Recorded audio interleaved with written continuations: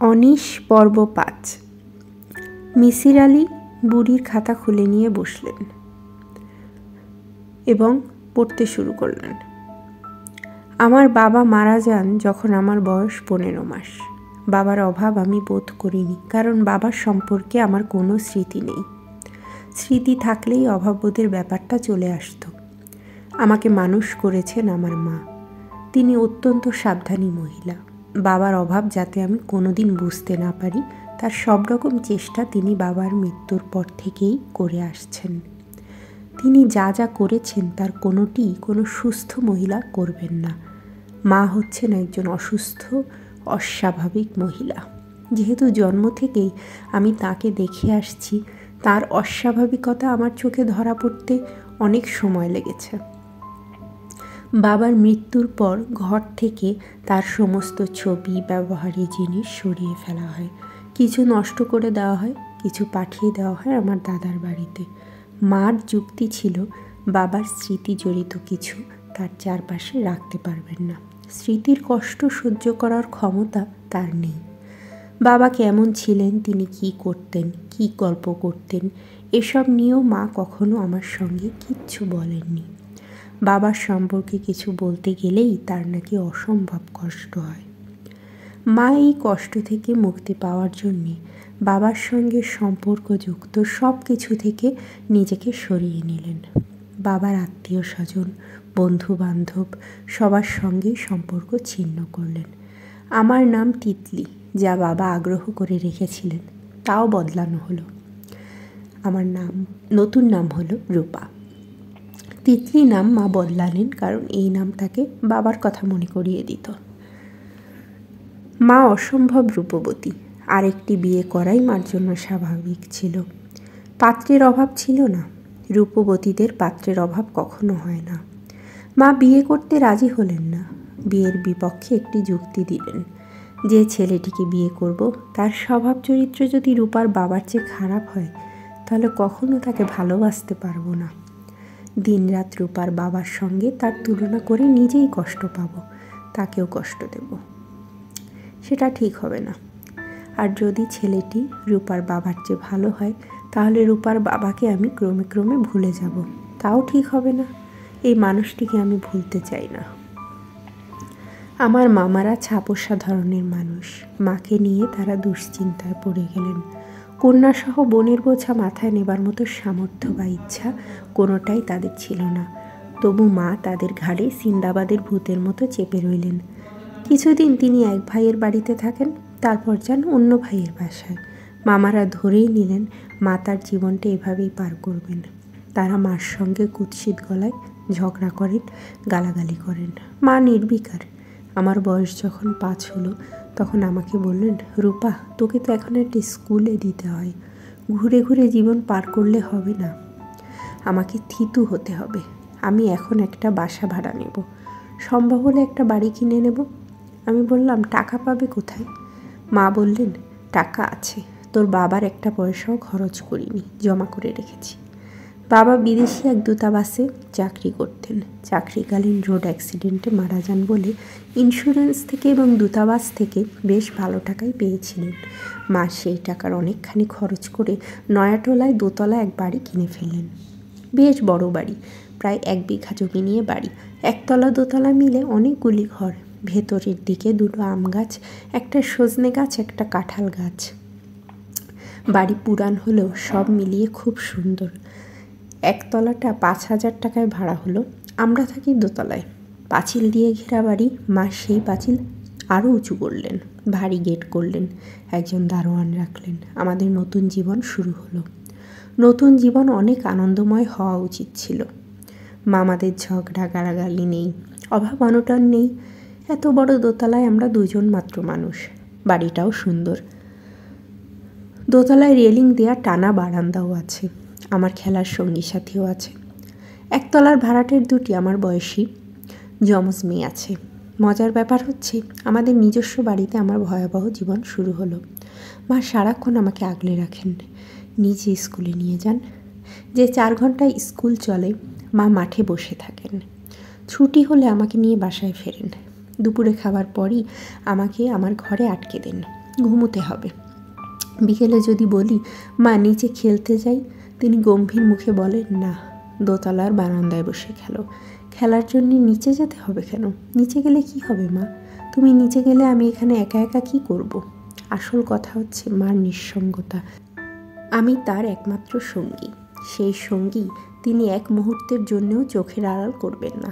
দিনের পর দিন রাগারাগি করেছি, কান্নাকাটি করেছি, কোনো লাভ হয়নি। কতবার বলেছি, মা সবাই কত জায়গায় বেড়াতে যায়, চলো আমরাও যাই, বেরিয়ে আসি। কোথায় যাবে? চলো কক্সবাজার যাই। না, তাহলে চলো অন্য কোথাও যাই।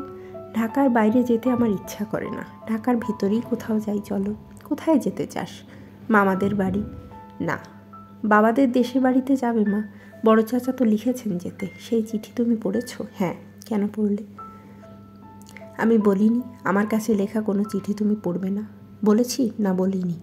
বলেছো, তাহলে কেন পড়েছো? আর পড়বো না মা। এইভাবে বললে হবে না। চেয়ারের উপর উঠে দাঁড়াও, কান ধরো, কানে ধরে বলো আর পড়বো না। মার চরিত্রে অস্বাভাবিকতার বীজ আগে থেকেই ছিল। যত দিন যেতে লাগলো তত তা বাড়তে লাগলো।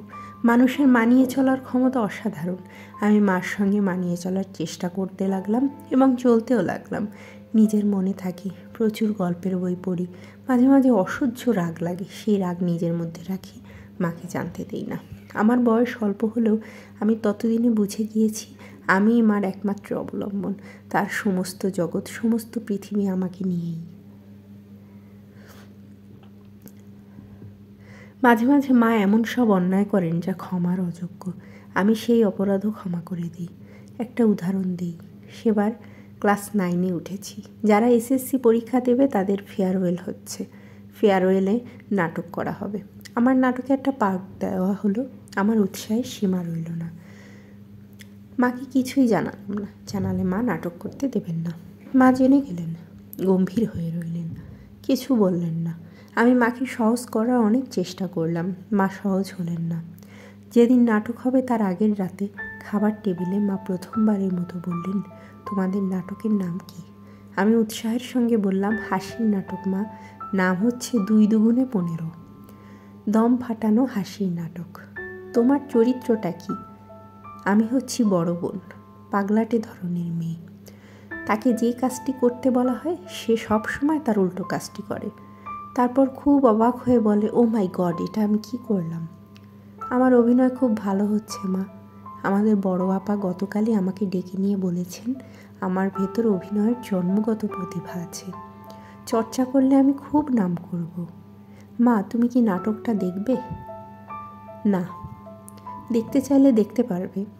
এই অনুষ্ঠানে গার্জিয়ানরা আসতে পারবেন না, তবে বড় আপা বলেছেন যারা অভিনয় করছে তাদের মায়েরা ইচ্ছা করলে আসতে পারবেন। তুমি যাবে মা? চলো না প্লিজ। মা শুকনো গলায় বললেন, দেখি। তুমি গেলে আমি অসম্ভব খুশি হব মা, অসম্ভব। এত খুশি হব যে চিৎকার করে কাঁদব। মা কিছু বললেন না। আমার মনে ক্ষীণ আশা হলো যে মা হয়তো বা যাবেন। আনন্দের সারা রাত আমি ঘুমোতে পারলাম না। তন্দ্রা মতো আসে, আবার তন্দ্রা ভেঙে যায়। কি যে আনন্দ! ভোরবেলা দরজা খুলে বেরোতে গিয়ে দেখি দরজা বাইরে থেকে তালাবদ্ধ। আমি চেঁচিয়ে ডাকলাম, মা মা মা। মা এলেন। আমি চেঁচিয়ে বললাম, তালা বন্ধ করে রেখেছ কেন মা? মা শীতল গলায় বললেন, আমি অনেক চিন্তা করে দেখলাম তোমার অভিনয় করা ঠিক হবে না। কি বলছো তুমি মা? যা সত্যি তাই বলছি। স্কুলে আপারা কি মনে করবেন মা? আমি না গেলে নাটক হবে না। না হলে না হবে, নাটক এমন কিছু বড় জিনিস না। পরে যখন স্কুলে যাব ওদের আমি কি বলবো? বলবি অসুখ হয়েছিল। মানুষের অসুখ হয় না? আমি কাঁদতে কাঁদতে বললাম, ঠিক আছে মা, আমি স্কুলে যাব না, তুমি তালা খুলে দাও। তালা সন্ধ্যার সময় খুলব। আমি যাচ্ছি না দেখি স্কুলের এক আপা আমাকে নিতে এলেন। মা তাকে বললেন, মেয়েটা অসুস্থ, খুবই অসুস্থ, সে মামার বাড়িতে আছে। একবার ভাবলাম চিৎকার করে বলি, আপা আমি বাড়িতেই আছি, মা আমাকে তালা বন্ধ করে রেখেছে। পর মুহূর্তেই মনে হলো থাক। মা তালা খুললেন সন্ধ্যাবেলায়। তাকে কিছুমাত্র লজ্জিত বা দুঃখিত মনে হলো না। শুধু রাতে আমার সঙ্গে ঘুমোতে এসে আমাকে জড়িয়ে ধরে ব্যাকুল হয়ে কাঁদতে লাগলেন। কান্না দেখে আমি মার অপরাধ ক্ষমা করে দিলাম। আমি যখন ক্লাস 10-এ উঠলাম তখন মা আরও একটি বড় ধরনের অপরাধ করলেন। আমাদের একতলায় তখন নতুন ভাড়াটে। তাদের বড় ছেলের নাম আবির। ঢাকা ইউনিভার্সিটিতে ইংরেজিতে অনার্স পড়েন। লাজুক স্বভাবের ছেলে, কখনো আমার দিকে চোখ তুলে তাকান না। যতবার আমার সঙ্গে দেখা হয় তিনি লজ্জায় লাল হয়ে যান। আমি ভেবে পাই না আমাকে দেখে উনি এত লজ্জা পান কেন। আমি কি করেছি?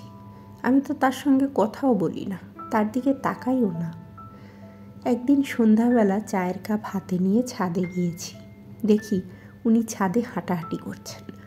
আমাকে দেখে চমকে উঠে বললেন, আমার বাবা আমাকে আপনাদের এই ছাদটা দেখতে পাঠিয়েছেন, এই জন্যে ছাদে এসেছি, অন্য কিছু না।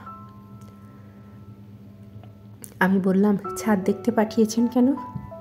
আমার বড় বোনের মেয়ে হয়েছে, এই বাসায় ওর আকিকা হবে। বাবা বললেন ছাদে প্যান্ডেল করে লোক খাওয়াবেন যদি ছাদটা বড় হয়। ছাদটা কি বড়? বড় না, তবে খুব সুন্দর। আমি যদি কিছুক্ষণ ছাদে থাকি আপনার মা কি রাগ করবেন? না, রাগ করবেন কেন? ওকে দেখলেই মনে হয় আমার উপর উনি খুব রাগ করে আছেন।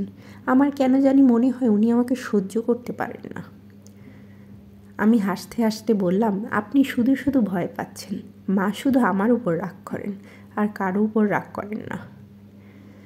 তিনি বললেন, আপনি যে এতক্ষণ ছাদে আছেন আমার সঙ্গে কথা বলছেন, এটা জানতে পারলে আপনার মা খুব রাগ করবেন। রাগ করবেন কেন? আর আপনি আমাকে আপনি আপনি করছেন কেন? শুনতে বিশ্রী লাগছে। আমি আপনার ছোট বোন মীরার চেয়েও বয়সে ছোট, আমাকে তুমি করে বলবেন? মনে হলো আমার কথা শুনে তিনি খুব ঘাবড়ে গেলেন। আমার দারুণ মজা লাগলো। উনি অনেকক্ষণ চুপচাপ থেকে বললেন, আপনি কি, মানে তুমি কি রোজ ছাদে এসে চা খাও? হ্যাঁ, হেঁটে হেঁটে চা খেতে আমার খুব ভালো লাগে। হেঁটে হেঁটে চা খাই আর নিজের সঙ্গে গল্প করি। নিজের সঙ্গে গল্প করো মানে? আমার তো গল্প করার কেউ নেই, এই জন্যে নিজের সঙ্গে গল্প করি। আমি একটা প্রশ্ন করি, আবার আমি উত্তর দিই। আচ্ছা, আপনি চা খাবেন? আপনার জন্য চা নিয়ে আসবো?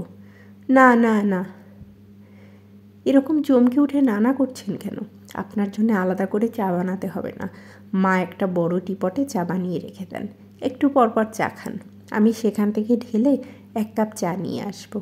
আপনি আমার মতো হাঁটতে হাঁটতে চা খেয়ে দেখুন, আপনার ভালো লাগবে। তাহলে 2 কাপ চা আনো, দুজনে মিলেই খাই। তোমার মা জানতে পারলে আবার রাগ করবেন না তো? না, রাগ করবেন না। আমি ট্রেতে করে 2 কাপ চা নিয়ে ছাদের সিঁড়ির দিকে যাচ্ছি। মা ডাকলেন, বুড়ি এদিকে আয়। কি ব্যাপার, চা কার জন্য নিয়ে যাচ্ছিস? আমি মার কথা বলার ভঙ্গিতে ভয়ানক চমকে উঠলাম। কি ভয়ঙ্কর লাগছে মাকে, হিংস্র কোনো পশুর মতো দেখাচ্ছে। তার মুখে ফেনা জমে গেছে, চোখ টকটকে লাল। তুই কি আবির ছেলেটির জন্য চা নিয়ে যাচ্ছিস? হ্যাঁ। এতক্ষণ কি ছাদে তার সঙ্গে কথা বলছিলি? ও কি তোর হাত ধরেছে? আমি হতভম্ব হয়ে বললাম, এসব কি বলছো মা? হ্যাঁ কি না? মা, আমি শুধু 2-1টা কথা। শোন বুড়ি, তুই এখন আমার সঙ্গে নিচে যাবি। ওই বদ ছেলের মাকে তুই বলবি আপনার ছেলে আমার গায়ে হাত দিয়েছে। আমি ওই বদ ছেলেকে শিক্ষা দেব, তারপর বাড়ি থেকে তাড়াবো।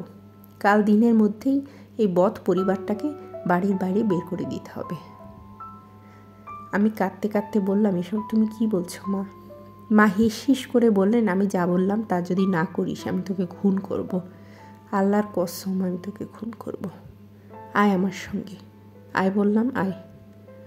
আমি কাঁদতে কাঁদতে মার সঙ্গে নিচে গেলাম। মা আবিরের মাকে কঠিন গলায় বললেন, আপনার ছেলে আমার মেয়ের গায়ে হাত দিয়েছে, আপনার ছেলেকে ডেকে আনুন, এর বিচার করুন। ছেলের মা হতভম্ব হয়ে বললেন, আপা আপনি এসব কি বলছেন? আমার ছেলে এরকম নয়, আপনি ভুল সন্দেহ করছেন। আবির এমন নোংরা কাজ কখনো করবে না। আপনি আপনার ছেলেকে ডেকে আনুন, আমি তার সামনেই কথা বলবো। উনি এসে দাঁড়ালেন। লজ্জায় ভয়ে বেচারা এতটুকু হয়ে গেছে, অবাক হয়ে তাকিয়ে আছে আমার দিকে। মা আমাকে বললেন, বুড়ি বল তুই, এই বদ ছেলে কি তোর গায়ে হাত দিয়েছে? সত্য কথা বল। সত্য কথা না বললে তোকে খুন করে ফেলবো।